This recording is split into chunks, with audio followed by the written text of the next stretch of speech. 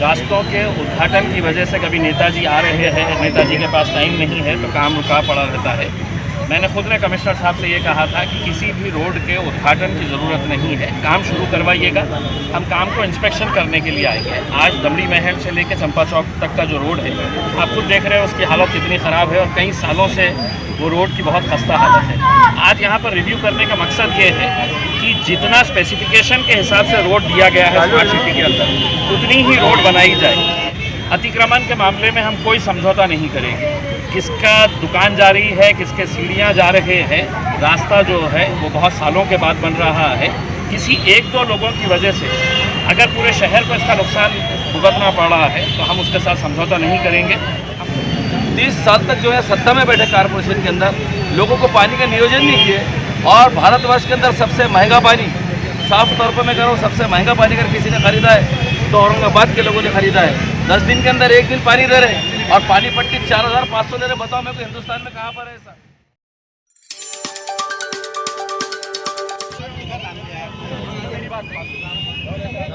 चलो अंदर चलो, चलो ऊपर चलो, ऊपर चले, चल रहे हैं, ऊपर हो, ऊपर हो। एक मिनट, हटो हटो हटो, जल्दी हटो। इधर इधर इधर चलो, हटो चलो, ऊपर चलो, हटो। ये समय रुकाना है, हाथ छोड़ो पीछे, मैंने फोटो नहीं है ना, तुम हटो पीछे।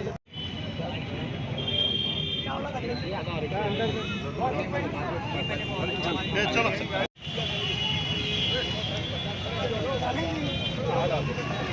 आगे पूछा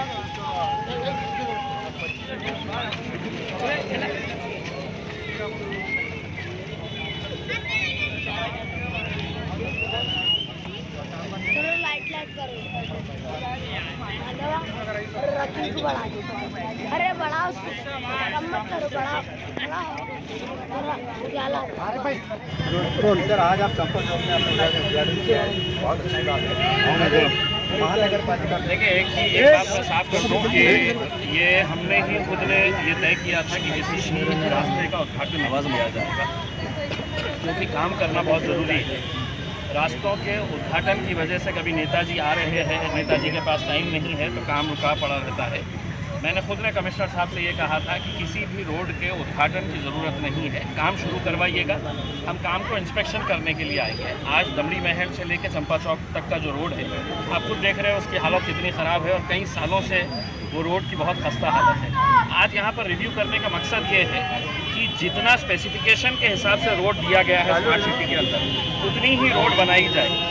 ठेकेदार ये कर रहे हैं कि साहब ये अतिक्रमण है, ये अतिक्रमण हमारी जिम्मेदारी नहीं है, ये महानगर पालिका की जिम्मेदारी है करके अतिक्रमण के मामले में हम कोई समझौता नहीं करेंगे। किसका दुकान जा रही है, किसके सीढ़ियाँ जा रहे हैं, रास्ता जो है वो बहुत सालों के बाद बन रहा है। किसी एक दो लोगों की वजह से अगर पूरे शहर को इसका नुकसान भुगतना पड़ रहा है तो हम उसके साथ समझौता नहीं करेंगे। हम महानगर पालिका को साफ तरीके से बता दिए हैं कि जहाँ पर भी रोड का काम शुरू हो रहा है, जितना स्पेसिफिकेशन है, अगर 50 फीट का है तो 50 फीट का रहेगा उसमें, अगर 70 फीट का है तो 70 फीट का, 100 फीट का है तो 100 फीट का रहेगा, उसमें कोई तड़जोड़ नहीं की जाएगी। सर संगड़ के माजी अंदर हसीना यादव ने पानी के लिए आपके फंड से 2 करोड़ की मांग की, आपसे रिक्वेस्ट की, क्या जवाब देंगे इनका? मोदी जी अगर दे दे तो 20 करोड़ दे दूँगा।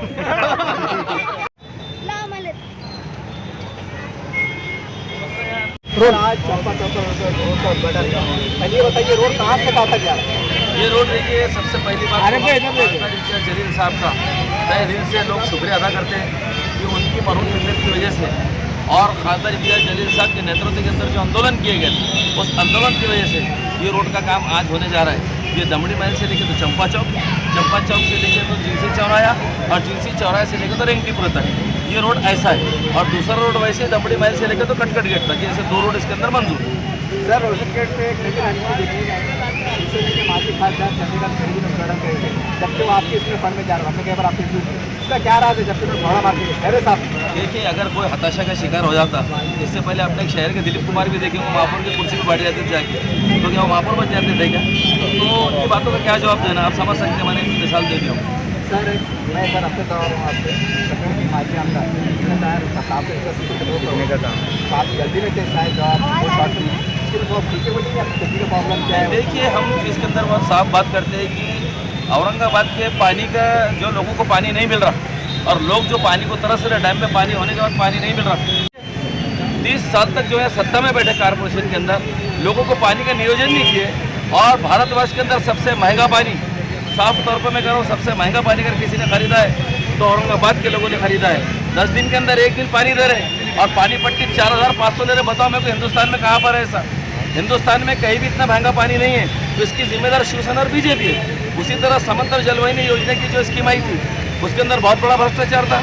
आमदार साहब ने असेंबली में इसकी बात को उठाया और उसके अंदर हमारे कारपोरेटर नासिर सिद्दीकी साहब ने सबने उठाया। और जब शासन को लगा कि वाकई भ्रष्टाचार है, जब हाईकोर्ट को लगा वाकई भ्रष्टाचार है, तो समिति को उठा के फेंका और अब ये काम जीवन प्राधिकरण की तरफ से हो रहा है। 1600 करोड़ से ज़्यादा की उसके ऊपर जो तो लागत लग रही है और किसी को उपोषण करने की जरूरत नहीं है। जितने आंदोलन, जितने उपोषण करना था करके ही ये जो योजना तैयार हुई है। उनको किसी से पैसे मांगने की जरूरत नहीं है, फालतू में किसी के चबूतरों बैठने की जरूरत नहीं है। आप कन्नड़ देखिए बोलना। और उसके अंदर जो तो पानी के इंतजाम बहुत अच्छे से यहाँ होने जा रहा है। जीवन प्राधिकरण अपना काम कर चुका है। 54-55 ज़्यादा टाँकें बनने जा रही है और इम्तियाज़ साहब बिल्कुल हड़ावा मीटिंग हर महीने में एक बार उसकी लेते हैं। तो मैं आपको ये बात बताता हूँ। और रही बात जैसा ग्रामीण की बात, वो भी आमदार थे जिनकी आप बात कर रहे थे, वो भी आमदार थे कन्नड़ के।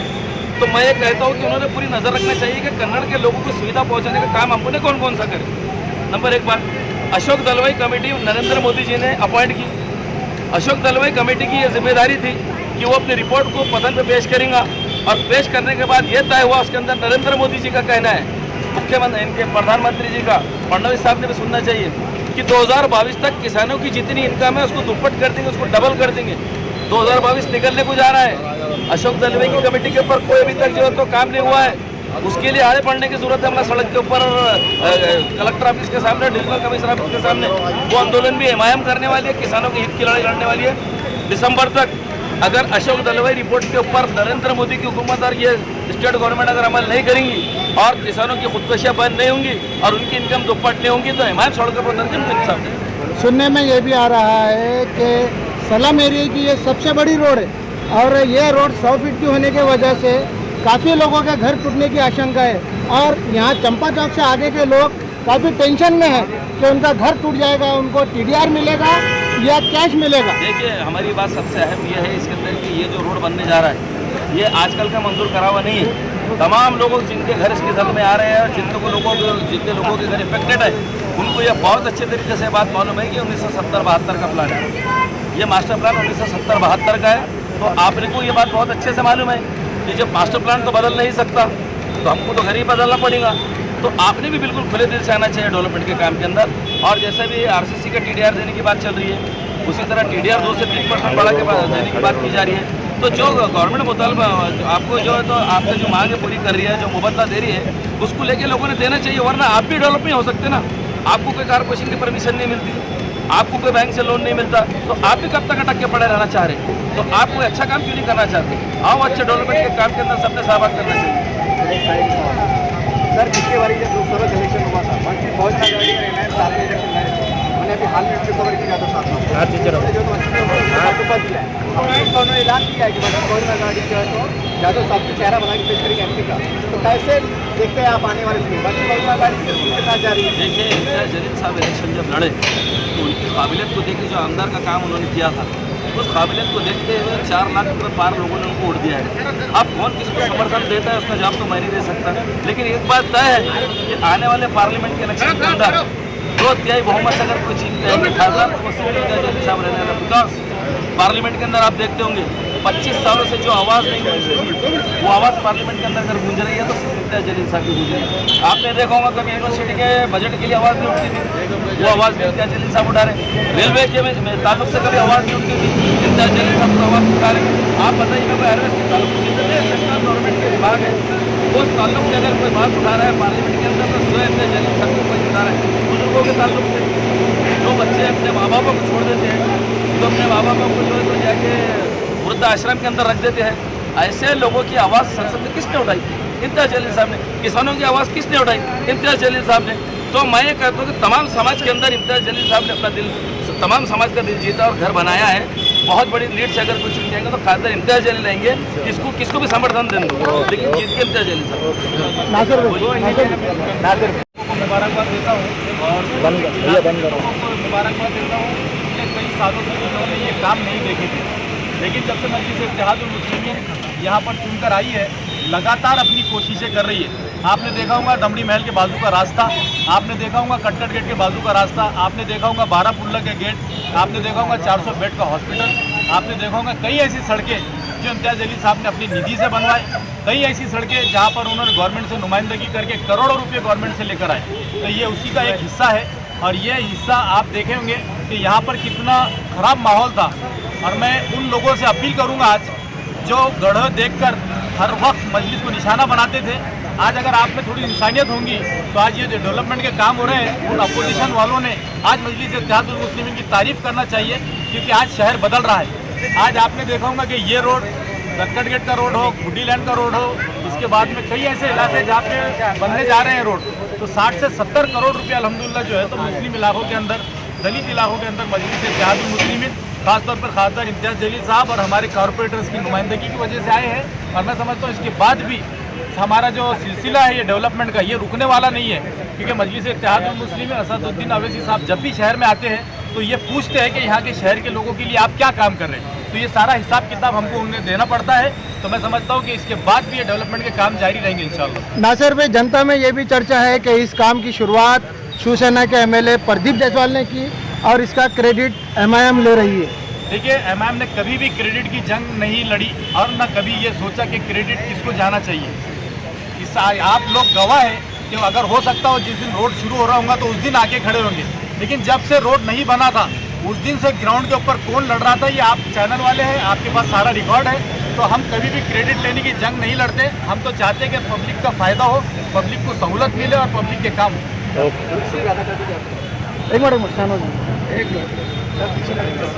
नीचे करो बुम थोड़े नीचे। आज यहाँ पर हमारे खासदार जनाब इम्तियाज़ जलील साहब ने इस रोड की ओपनिंग की है। अल्हम्दुलिल्लाह पूरे अवाम इस शहर के अंदर, क्योंकि हमेशा इस रोड बनने की वजह से उनको याद रखेंगे। यहाँ पर हमारे गढ़ नेता नासिर सिद्दीकी साहब, आरिफ हुसैनी साहब, हमारे फिरोज भाई, इन्होंने हमने सबने मिलकर हमेशा खासदार साहब के पास नुमाइंदगी इस रोड के बारे में करे थे कि ये रोड जो चंपा चौक से लेके दमड़ी महल से चंपा चौक तक 100 फीट का रोड हुआ था, लेकिन वो बना नहीं था। लेकिन आज ये रोड यहाँ तक बन गया है और अल्हम्दुलिल्लाह यहाँ से लेके चंपा चौक से लेके लिंगपुरे तक भी एमपी साहब ने बता दिए कि ये रोड 100 फीट का है और ये पूरा 100 फीट का रोड रहेगा। हमने इसके पहले पिछले टाइम में जब कॉर्पोरेटर थे उस टाइम के अंदर भी इस रोड का जॉइंट मेजरमेंट हुआ है, 100 फीट का पूरा जॉइंट मेजरमेंट हुआ है, पूरा नक्शे वगैरह बने हुए हैं। चंपा मस्जिद का जो मसला है वो मसला भी डिपार्टमेंट जो है हल कर रहा है, किस तरह से मस्जिद बचेगी और मस्जिद को बचाते हुए अल्हम्दुलिल्लाह ये पूरा रोड होने वाला है। हम हमारे ये रोड के पूरे लोगों से अपील करेंगे कि ये रोड के अंदर आज नहीं तो कल 10 साल के बाद 5 साल के बाद हमेशा जाने वाला है 100 फीट का रोड, क्योंकि ये 72 का नक्शा है। 1972 में आज कभी हमारे ये लोग रोड की जगह दे देते थे तो आज उनको कहीं ना कहीं जगह मिल जाती थी, लेकिन आज उन्होंने भी ये रोड रुका के रखे, अड़ा के रखे थे, इसलिए आज वो भी परेशान है और आगे इनको और परेशान होना पड़ेगा, क्योंकि ये रोड जो है ये स्मार्ट सिटी बन रहा है। औरंगाबाद में 20-25 किलोमीटर तक जगह मिलने वाली नहीं है, इसलिए ये रोड के लिए आज 7-8 लोगों ने यहाँ पर प्रॉपर्टी दे हुए हैं, कॉर्पोरेशन के हैंडओवर करे हुए हैं। इंशाल्लाह बाकी के लोग भी तैयार हैं, उनको मालूम है अपने को परमिशन नहीं मिलेंगी, इंशाल्लाह ये रोड होगा। चलो हुसैनी साहब ने भी खासदार इम्तियाज़ जलील साहब से यही कहा कि ये 100 फीट का रोड नहीं बनना चाहिए, क्योंकि जो विड्थ है अगर उस हिसाब से रोड बनेगा तो यहाँ पर मार्केट बनेगा, यहाँ पर कारोबार के लिए लोगों को मौके फराहम होंगे। तो हम आपके माध्यम से, क्योंकि कमिश्नर साहब नए हैं और यहाँ पर निकम साहब जो है वो इनकम साहब के नाम से जो जाने जाते हैं, तो मैं समझता हूँ कि इन तक बात पहुँची जाए कि जो रोड की विड्थ है, ओरिजिनल विड्थ है, ये उसी के ऊपर बनना चाहिए ताकि ये एरिया डेवलप हो, यहाँ पर मार्केट बने और लोगों को रोजगार मौके मिले।